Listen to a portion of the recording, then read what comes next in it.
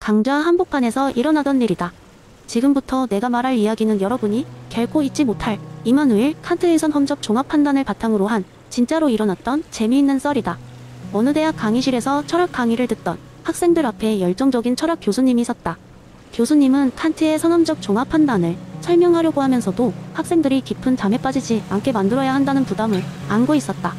여러분, 오늘 우리는 칸트의 이론을 배울 겁니다. 그렇지만 걱정 마세요. 떠나지 마세요. 제가 여러분에게 아주 특별한 이야기를 들려드릴 테니까요.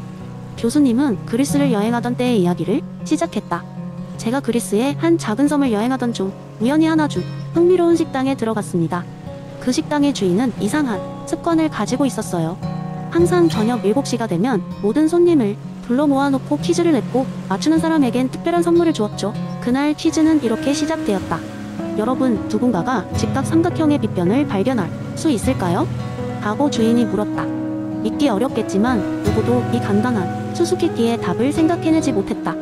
교수님은 그 질문을 듣자마자 우리 사기꾼이 아닌 철학자 칸트가 떠올랐다. 그는 손을 들고 말하기 시작했다. 물론 발견할 수 있죠. 직각 삼각형에서 빗변의 길이는 다른 두 변의 제곱의 합을 제곱근으로 계산하면 됩니다.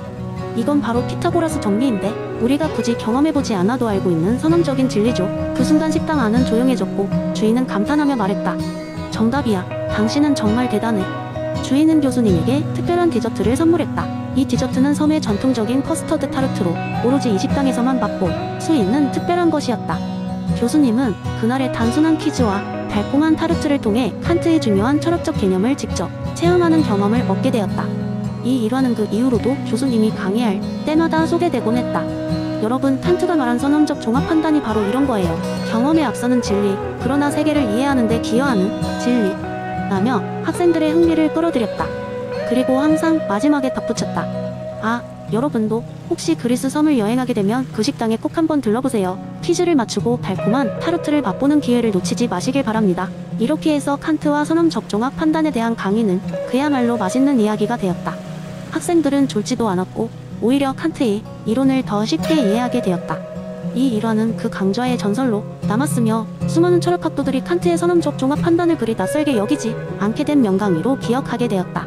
두 번째 이야기. 한참을 바라보던 로즈는 지문초성 위에 유리문을 열고 들어가며 속을 달래려 애썼다.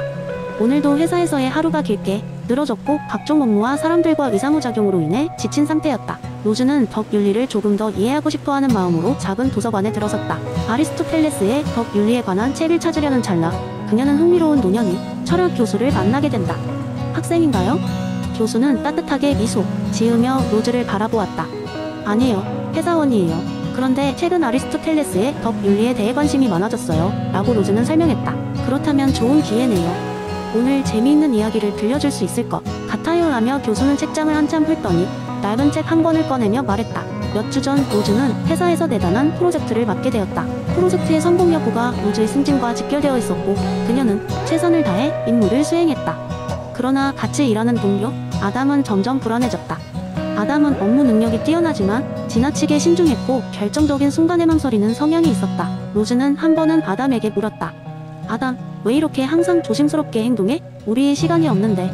그러자 아담은 성실하게 대답했다. 로즈, 난 실수를 두려워해. 그리고 우리가 지속적으로 신중하지 않으면 나쁜 결과가 나올 수 있어. 이 상황에서 로즈는 아리스토텔레스의 덕윤리가 떠올랐다. 아리스토텔레스는 용기를 무모함과 비겁함 사이의 중용이라고 설명했다. 로즈는 스스로 생각했다. 우린 지금 과도한 신중함에 빠져있어. 중용을 찾아야 해. 로즈는 아담에게 덕윤리에 대해 이야기해보려고 마음을 먹었다. 아담, 우리가 일을 잘 해내기 위해서는 어느 정도의 리스크를 감수할 필요가 있어. 아리스토텔레스는 용기는 무모함과 비겁함 사이의 중용이라고 했어. 우리는 지금 너무 비겁해질 수도 있어. 아담은 나름대로 충격을 받았다. 그는 용기에 대해 생각해본 적이 별로 없었다. 그러나 로즈의 말이 신선하게 들렸다. 로즈는 아담과 함께 프로젝트를 계획하며 중용을 찾기 위한 방법을 고민했다. 그들은 각자의 의견을 존중하며 너무 신중하거나 무모하지 않게 업무를 조정했다. 시간이 흐르면서 두 사람은 더욱 강력한 팀워크를 발휘하게 되었다. 그들은 적절한 시기에 리스크를 감수하며 결정을 내렸고 너무 지나치게 두려워하거나 망설이지 않도록 서로를 격려했다. 결국 로즈와 아담의 프로젝트는 성공적으로 마무리되었고 회사 내에서도 큰 반향을 일으켰다. 프로젝트가 마무리된 날, 아담은 로즈에게 말했다. 고마워, 로즈. 덕 윤리에 대해 가르쳐줘서. 그 덕분에 우리는 올바른 결정을 내릴 수 있었어.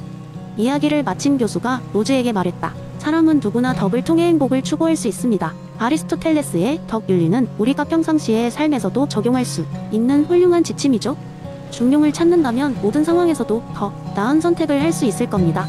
로즈는 고맙게도 교수의 조언을 받아들이며 다시 자신의 삶에서 덕 윤리를 실천해 나가기로 결심했다. 그리고 그녀의 삶은 점점 더 행복하고 풍요로워졌다. 세 번째 이야기 좋습니다. 그럼 공리주의를 바탕으로 한 재미있는 이야기를 들려드리겠습니다. 어느 날 작은 마을에 사는 아주 특별한 도덕적 딜레마를 가진 토끼가 있었습니다. 이 토끼의 이름은 토니였고 그의 특기는 언제나 모두 이에게 행복을 가져다주는 것이었습니다.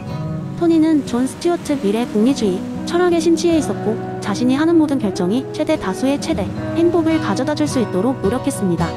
어느 날 마을에는 큰 축제가 열렸습니다. 이 축제는 마을 사람들 모두가 손꼽아 기다리던 행사였으며 다양한 먹거리와 놀이기구가 준비되어 있었습니다. 하지만 이번 축제에는 하나의 큰 문제가 있었습니다.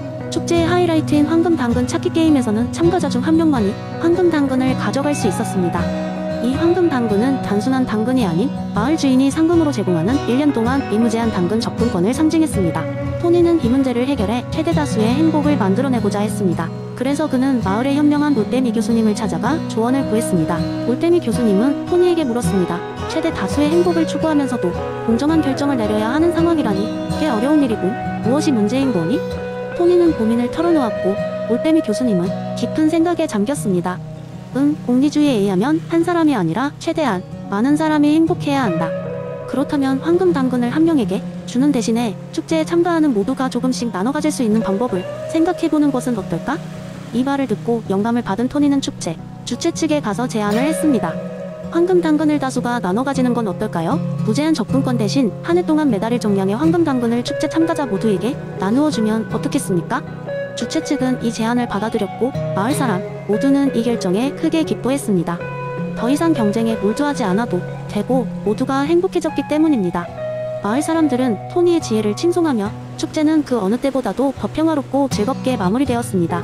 토니는 공리주의가 정말로 옳은 길이라는 확신을 가지며 집으로 돌아갔습니다. 그는 자신이 최대 다수의 최대 행복을 이끌어냈다는 사실에 큰 만족감을 느꼈습니다. 이 경험을 통해 토니는 질적으로 더 높은 쾌락은 공유될 때 더욱 소중하다는 미래의 생각을 실제로 체험하게 되었습니다.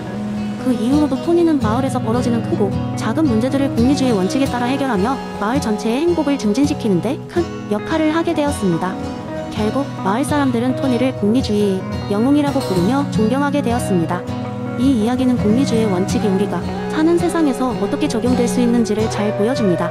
토니의 결정은 한 사람이 아닌 다수의 행복을 최고로 여기며 순간 행복을 나누는 것이 공리주의의 진정한 가치임을 일깨워줍니다. 네 번째 이야기. 옛날 고대 그리스에 어떤 작은 마을이 있었어. 그 마을의 이름은 수수께끼의 마을로 유명했지. 이 마을에는 플라톤이라는 철학자가 살고 있었어. 그는 마을 사람들에게 지혜를 나눠주며 명성을 쌓았지. 어느 날 플라톤은 마을 광장에서 이데아론에 대해 강연을 하기 시작했어. 플라톤 친애하는 마을 사람들, 우리 눈에 보이는 모든 것들이 진정한 실제가 아니라면 어떻게 생각하겠습니까? 마을 사람들, 그게 무슨 말씀이신가요? 우리가 보는 것은 실제가 아닙니까? 플라톤, 바로 그겁니다. 당신들이 보는 모든 것들은 이데아, 즉 진정한 실제의 불완전한 그림자에 불과하다는 것입니다. 예를 들어 저기 보이는 바위나 저 멀리 보이는 나무도 진정한 바위와 나무의 이데아의 불완전한 모방일 뿐입니다. 이 말을 들은 마을 사람들은 고개를 갸우뚱거렸지만 모두 흥미로워하며 플라톤의 말을 더욱 귀담아 들었어. 플라톤, 자, 한 가지 재미있는 썰을 들려드리죠. 젊은 시절 제가 동굴에 갇혀있던 때의 이야기입니다. 플라톤은 동굴의 이야기를 시작했어. 그는 이렇게 이야기했지. 한 덩치 큰 철학자 플라토출로스가 있었어. 그는 동굴 속에서 살고 있었어. 그런데 이 동굴은 그냥 동굴이 아니었지. 거대한 벽화와 동상들, 그리고 이상한 그림자들이 가득한 동굴이었어. 플라토출로스와 그의 친구들은 동굴 벽에 비치는 그림자들만 보며 살아왔어. 그 그림자들은 동굴 밖의 세계를 반영하고 있었지. 하지만 그들은 동굴 밖의 진짜 세계는 알지 못했어. 그들은 그림자가 진정한 실제라고 믿었지. 플라톤, 우리도 마찬가지입니다. 이 세상의 모든 사물들이 마치 동굴 벽의 그림자처럼 이데아의 불완전한 반영일 뿐입니다. 마을 사람들은 동굴 이야기와 이데아론의 연관성을 깨닫기 시작했어. 플라톤, 이제 이데아에 대해 더 깊이 탐구해봅시다. 여러분이 마시는 술잔의 이데아를 생각해보십시오. 술잔의 이데아는 완벽한 술잔의 형태를 가지고 있으며 우리가 사용하는 모든 술잔들은 그 이데아의 불완전한 형태입니다. 마찬가지로 여러분이 인간 이데아를 생각해 보십시오. 완벽하고 변함없는 인간의 본질을 말이죠. 그 이야기를 듣던 중 마을 사람 중 몇 명이 질문을 던졌어. 마을 사람이 그렇다면 우리가 이데아를 탐구한다는 것은 어떻게 이루어질까요? 플라톤, 좋은 질문입니다. 우리는 우리 마음속에 있는 지혜와 이성을 통해 이데아를 탐구할 수 있습니다. 우리의 영혼은 원래 이데아의 세계를 인식할 수 있는 능력을 가지고 있으며 철학적인 탐구를 통해 이를 알아낼 수 있습니다. 마을 사람이 그렇다면 우리가 보는 세상은 가치가 없다는 것인가요? 플라톤, 아닙니다. 이 세계는 우리가 이데아를 이해하고 탐구하는 중요한 출발점입니다. 비록 불완전한 모방일지라도 이를 통해 우리는 진정한 실제에 더 가깝게 다가갈 수 있습니다. 플라톤의 강연이 끝나자 마을 사람들은 깊은 감동과 생각에 잠겼어. 그들은 플라톤의 이데아론을 통해 더 넓은 시각을 가지게 되었지. 이제 그들은 단순히 보이는 것들만을 믿지 않고 그 뒤에 숨겨진 진정한 의미와 본질을 탐구하는 중요한 교훈을 얻었어. 시간이 지나면서 플라톤의 이데아론은 마을 사람들에게 깊이 새겨졌고 그들은 더 깊은 철학적인 사유와 탐구의 길에 들어서게 되었어. 이 작은 마을은 이제 더 이상 수수께끼의 마을이 아니라 철학의 마을로 알려지게 되었지. 그리고 이 모든 것은 플라톤의 이데아론 덕분이었어.